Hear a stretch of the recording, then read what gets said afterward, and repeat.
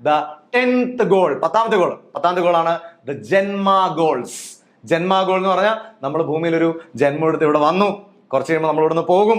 ഈ സത്യം തിരിച്ചറിഞ്ഞുകൊണ്ട് എൻ്റെ ഈ ജന്മം കൊണ്ട് ഈ ഭൂമിയിൽ ഞാൻ എന്ത് പരിവർത്തനമാണ്, എന്ത് ട്രാൻസ്ഫോർമേഷൻ ആണ്, എന്ത് മാറ്റമാണ് വരുത്താൻ പോകുന്നതെന്ന് ഡിസൈഡ് ചെയ്ത് ആ ഒരു തീരുമാനത്തിൽ ജീവിക്കുന്ന അവസ്ഥയാണ് ദ ജന്മ ഗോൾ എന്ന് പറയുന്നത്. എന്താണ് ഞാൻ ഈ ഭൂമി വിട്ടു പോകുന്നതിന് മുൻപ് ഈ ഭൂമിയിൽ കോൺട്രിബ്യൂട്ട് ചെയ്യാൻ പോകുന്നത്, അല്ലെങ്കിൽ ഭൂമിയിൽ തിരിച്ച് അവശേഷിപ്പിക്കാൻ പോകുന്നത്?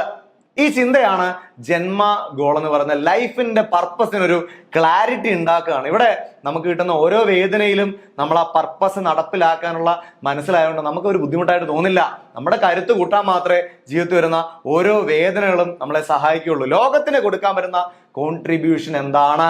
എന്നെ സംബന്ധിച്ച് എനിക്കുള്ള ജന്മ ഗോൾ എന്ന് പറയുന്നത്, ഞാൻ എൻ്റെ മരണം വരെ ഈ ഭൂമിയിൽ നിൽക്കുന്ന സമയം കൊണ്ട് എത്ര മനുഷ്യന്മാരുടെ ജീവിതത്തിൽ ട്രാൻസ്ഫോർമേഷൻ കൊണ്ടുവരാമോ അത്രയും മനുഷ്യന്മാരുടെ ജീവിതത്തിൽ വലിയ ട്രാൻസ്ഫോർമേഷൻ ഉണ്ടാക്കുക എന്നുള്ളതാണ് എൻ്റെ മേജർ പർപ്പസ് എന്ന് പറയുന്ന ജന്മ ഗോൾ എന്ന് പറയുന്നത്. അതുകൊണ്ട് അതുമായി ബന്ധപ്പെട്ട് ഇങ്ങനെ സംസാരിക്കാനാണെങ്കിലും, യാത്ര ചെയ്യാനാണെങ്കിലും, പഠിക്കാനാണെങ്കിലും, രാത്രി ഇരുന്ന് പഠിക്കാനാണെങ്കിലും, അതിനെ എക്സസൈസ് ചെയ്ത് എന്നിലെ ട്രാൻസ്ഫോർമേഷൻ കാണിക്കാനാണെങ്കിലും, ഇതൊക്കെ തന്നെ ഓട്ടോമാറ്റിക്കലി നമ്മൾ തയ്യാറാവും. അതാണ് ജന്മ ഗോൾസ് എന്ന് പറയുന്നത്. ജീവിതത്തിനൊരു പർപ്പസ് ഉണ്ടാക്കുന്നതാണ് ജന്മ ഗോൾസ്. സോ ഇത്രയും പ്രധാനപ്പെട്ട ഗോളുകളാണ്, 10 ഗോളുകളാണ് നമ്മൾ സെറ്റ് ചെയ്യാൻ പോകുന്നത്. എന്തിനാന്ന് വെച്ചാൽ നമ്മുടെ ഫ്യൂച്ചറിനെ നമ്മൾ ആഗ്രഹിക്കുന്ന രീതിയിൽ ട്രാൻസ്ഫോം ചെയ്യാനുള്ള ക്വാളിറ്റി നമ്മൾ ഉണ്ടാക്കാനാണ് ഇത്രയും ഗോളുകൾ നമ്മൾ സെറ്റ് ചെയ്യാൻ പോണത്.